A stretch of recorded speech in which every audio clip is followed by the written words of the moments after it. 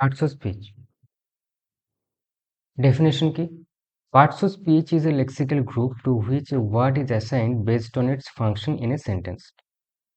Parts of speech কাকে বলে?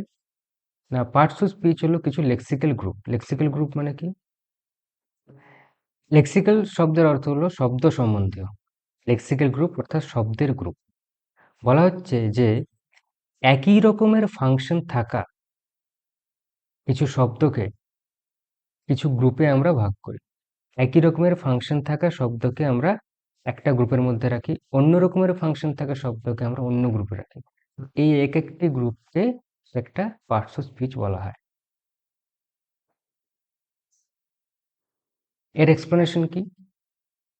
তো এই যে ডেফিনেশনটা আমরা পড়লাম তার এক্সপ্লেনেশন কি দেখা যাক। Read the following passage and try to group the words that have the same function. অর্থাৎ এই নিচের যে প্যাসেজটা দেওয়া আছে এই প্যাসেজটা ভালো করে পড়ো এবং এই প্যাসেজের মধ্যে থেকেই খোঁজো কোন কোন ওয়ার্ডগুলোর একই রকমের ফাংশন আছে, আর সেই একই রকমের ফাংশনের বেসিসে আলাদা আলাদা গ্রুপে ওই ওয়ার্ডগুলোকে ভাগ করো, এটা বলা হয়েছে। তো চলো পড়া যাক প্যাসেজটা। The cheerful boy quickly ran across the green field chasing a butterfly. Suddenly he shouted, "Wow, this is amazing!" His dog Bruno barked loudly and followed him because they always enjoyed playing together in the fresh morning air. তো এই ছিল আমাদের passage. এই প্যাসেজের মধ্যে থেকে একই রকমের function থাকা ওয়ার্ডগুলোকে চলো আমরা আলাদা আলাদা গ্রুপে ভাগ করি। আচ্ছা, এই প্যাসেজের মধ্যে কিছু ওয়ার্ড আছে যারা নাম বোঝায়, তাদেরকে একটা গ্রুপে আমরা ভাগ করে দিয়েছি। যেমন boy, field, butterfly, dog, Bruno, morning, air. তো এই সব ওয়ার্ডগুলো নাম বোঝাচ্ছে এবং এদেরকে আমরা আলাদা একটা গ্রুপে এদের ফাংশনের বেসিসে ভাগ করে দিয়েছি। তো এই গ্রুপটার নাম দিয়ে দেওয়া হয়েছে কি? নাউন। এই নাউনকে রিপ্লেস করে কিছু ওয়ার্ড আছে এই প্যাসেজের মধ্যে, তারা কারা? না, হি, হিম, হি, হিম আর দে। তো এদেরকে নাম দিয়ে দেওয়া হয়েছে প্রোনাউন। অতএব প্রোনাউন কারা? যারা নাউনের পরিবর্তে বসে তাদেরকে বলে প্রোনাউন। নাউনের রিপিটেশনকে এড়ানোর জন্য আমরা প্রোনাউনকে সেন্টেন্সের মধ্যে ব্যবহার করি। ঠিক আছে? এই প্যাসেজে আরো কিছু ওয়ার্ড আছে যারা কাজ করা বোঝায়। যেমন কি কি? ran, chasing, shouted, barked, followed, enjoyed. তো এই ওয়ার্ডগুলো এদের ফাংশনের বেসিসে এদেরকে এই গ্রুপে রাখা হয়েছে। এদেরকে নাম দিয়ে দেওয়া হয়েছে কি? না, ভার্ব। অর্থাৎ যে ওয়ার্ড এর ফাংশন হলো কাজ করা বোঝানো তাদেরকে বলা হয় ভার্ব। কিছু ওয়ার্ডস আছে যারা এই নাউন এবং প্রোনাউনের দোষগুণ অবস্থার সংখ্যা পরিমাণ এসব বোঝায়, অর্থাৎ নাউন বা প্রোনাউনকে ডেসক্রাইব করে। সেই ওয়ার্ডগুলো কি কি?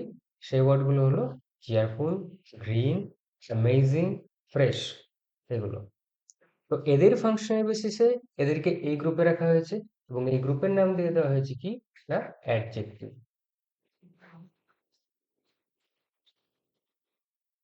আচ্ছা, এবারে দেখছি কিছু কিছু ওয়ার্ড আছে যারা নাউন এবং প্রোনাউন ছাড়া অন্য parts of speech, verb, adjective, এদেরকে কোয়ালিফাই করে বা এদের দোষগুণ অবস্থায় এসব বোঝায়, তাদেরকে এই গ্রুপে রাখা হয়েছে।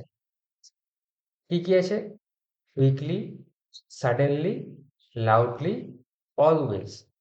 তো এই ওয়ার্ডগুলোকে এদের ফাংশন বেসিসে এই গ্রুপে রাখা হয়েছে এবং এই গ্রুপের নাম দিয়ে দেওয়া হয়েছে কি? অ্যাডভার্ব। অ্যাডভার্ব। কিছু ওয়ার্ড আছে যারা কোনো অন্য ওয়ার্ডের আগে বসে তাদের তাদের রিলেশনশিপ, তাদের স্পেশাল রিলেশনশিপ ইত্যাদি বোঝায়। তো সেই রকমের ওয়ার্ড হচ্ছে অ্যাক্রস, ইন, এই দুটো।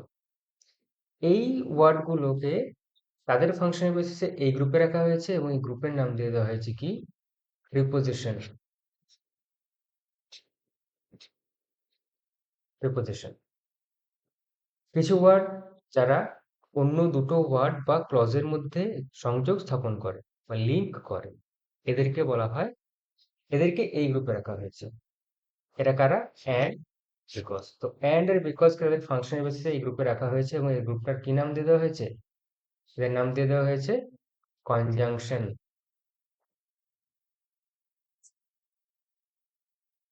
কনজাংশন। কিছু ওয়ার্ড যারা আমাদের ফিলিংসকে এক্সপ্রেস করে বা আমাদের ফিলিংসকে এক্সপ্রেস করার জন্য আমরা যে ওয়ার্ডের সাহারা নিই, সেই ওয়ার্ড, এরকম একটা ওয়ার্ড এই প্যাসেজে ব্যবহৃত হয়েছে, যেটা হলো ওয়াও। ঠিক আছে?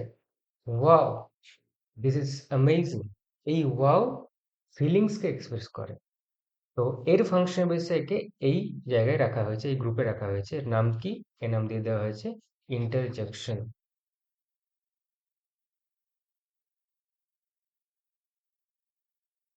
ইন্টারজেকশন। ঠিক আছে? বোঝা গেল? তো এইভাবে আমরা ওয়ার্ডকে তাদের ফাংশনের বেসিসে একটা একটা ক্যাটেগরিতে ভাগ করি এবং সেই ক্যাটেগরিগুলি হলো পার্টস অফ স্পিচ। ক্লিয়ার? এবার আসছে পরের স্লাইডে। কি আছে না? পার্টস অফ স্পিচের ক্লাসিফিকেশন। আচ্ছা, পার্টস অফ স্পিচ কত রকমের? পার্টস অফ স্পিচ হলো 8 রকমের। আমরা আগেই জানি, আগের স্লাইডে দেখলাম যে পার্টস অফ স্পিচ 8টা ভাগে এদেরকে ভাগ করা হয়েছে। কি কি? প্রথমে noun, pronoun, adjective, verb, adverb, preposition, conjunction and interjection. আমরা আগের স্লাইডে দেখেছি এখানে যে কোনটার কোন পার্টস অফ স্পিচের কি কি কাজ, মোটামুটি আগের স্লাইডে দেখে নিয়েছি এটা। আচ্ছা, এরপরে দেখি একটা একটা করে আমরা পার্টস অফ স্পিচকে, পার্টস অফ স্পিচের ওভারভিউ নেব। ঠিক আছে? আচ্ছা, 1 নম্বরে হচ্ছে noun. Some words express names, they are nouns. কিছু ওয়ার্ড নাম বোঝায়, তারা হলো নাউন। যেমন man, women, dog, lion, Tom, John, এরা নাম বোঝায়। ঠিক আছে? তো এরপরে আচ্ছা, কাদের নাম বোঝায়? না, এরা ব্যক্তি, বস্তু বা প্রাণীর নাম বোঝায়। ঠিক আছে? তো এরা হলো নাউন। আচ্ছা, কিছু pronoun. Some words replace names অথবা nouns. Some words replace names or nouns, they are pronouns. কিছু ওয়ার্ড যারা নাউনকে রিপ্লেস করে একটা সেন্টেন্সের মধ্যে। কেন করে? না, নাউনকে বারবার বললে সেটা শুনতে ভালো লাগে না। তো তাদের নামকে, এই নাউনকে রিপ্লেস করে আমরা প্রোনাউন ব্যবহার করি। তো প্রোনাউন কি? এক্সাম্পল কি? I, we, you, he, she, it, they, এরা হলো প্রোনাউনের এক্সাম্পল। ঠিক আছে? এরপর দেখি অ্যাডজেক্টিভ। অ্যাডজেক্টিভ কারা? যারা নাউন আর প্রোনাউনের দোষ, গুণ, অবস্থা, সংখ্যা, পরিমাণ, আকার, আকৃতি এসব বোঝায়, অর্থাৎ নাউন বা প্রোনাউনকে ডেসক্রাইব করে, তারা হলো অ্যাডজেক্টিভ। কি লেখা আছে এখানে? Some words describe a noun or a pronoun, they are adjective. Example কি? এক্সাম্পল হলো small, big, red, black, heavy, light. তো এই যে small, big, red, black, heavy, light, এরা নাউন বা প্রোনাউনের, নাউন বা প্রোনাউনকে ডেসক্রাইব করে। ঠিক আছে? এরপর 4 নম্বরে হচ্ছে আমাদের verb. Some words denote action, possession or state of being. They are verbs. কি বলা হয়েছে? না, কিছু ওয়ার্ড কাজ, কাজ করা, হওয়া বা থাকা বোঝায়। কাজ করা কি? আচ্ছা, অ্যাকশন, কাজ করা, possession, থাকা, or state of being বা হওয়া, এগুলো যে ওয়ার্ডগুলো বোঝায় তারা ভার্ব। এক্সাম্পল কি? Do, be, do have, be, go, play, eat, drink, এরা কাজ করা, হওয়া, থাকা ইত্যাদি বোঝায়। তো এরা হলো verb। এরপরে কি? অ্যাডভার্ব। অ্যাডভার্বের ডেফিনিশন কি?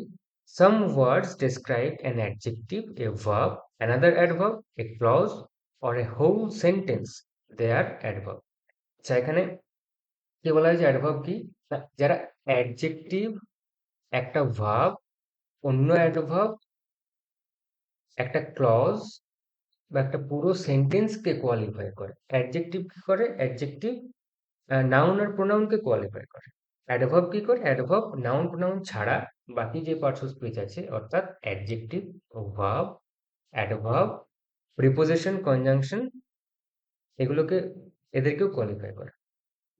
তাহলে adjective, verb, adverb, preposition, conjunction, a clause অথবা একটা পুরো সেন্টেন্স, এদেরকে কোয়ালিফাই করে যে ওয়ার্ড, তাদেরকে অ্যাডভার্ব বলে।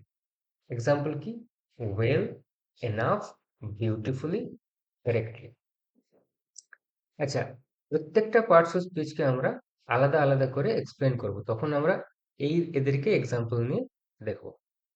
ঠিক আছে? আচ্ছা, নেক্সট কি? প্রিপোজিশন। প্রিপোজিশন কি? Some words appear before a noun or pronoun to indicate a location, time, direction, special relationship, they're preposition. কি বলা হয়েছে? যে কিছু ওয়ার্ড নাউন অথবা প্রোনাউনের আগে বসে তাদের লোকেশন, অর্থাৎ নাউন বা প্রোনাউনের লোকেশন, তাদের টাইম, ডাইরেকশন, দুটো নাউনের মধ্যে স্পেশাল রিলেশনশিপ, স্পেশাল মানে অবস্থানগত তাদের সম্পর্ক, এইসব বোঝায়। তো এদেরকে বলা হয় প্রোনাউন, প্রিপোজিশন। কি আছে? এক্সাম্পল কি?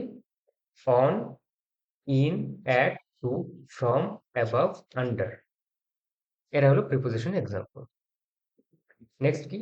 Conjunction. Some words link two words or clauses, they are conjunctions. দুটো ওয়ার্ড অথবা দুটো ক্লজকে জয়েন করার জন্য যে ওয়ার্ডগুলোকে আমরা ব্যবহার করি, সেই ওয়ার্ডগুলো হলো conjunction. For example, and, or, but, yet, and many more. এছাড়া অনেক অনেক আছে কনজাংশন। ঠিক আছে? আচ্ছা, নেক্সট 8 নম্বরে ইন্টারজেকশন।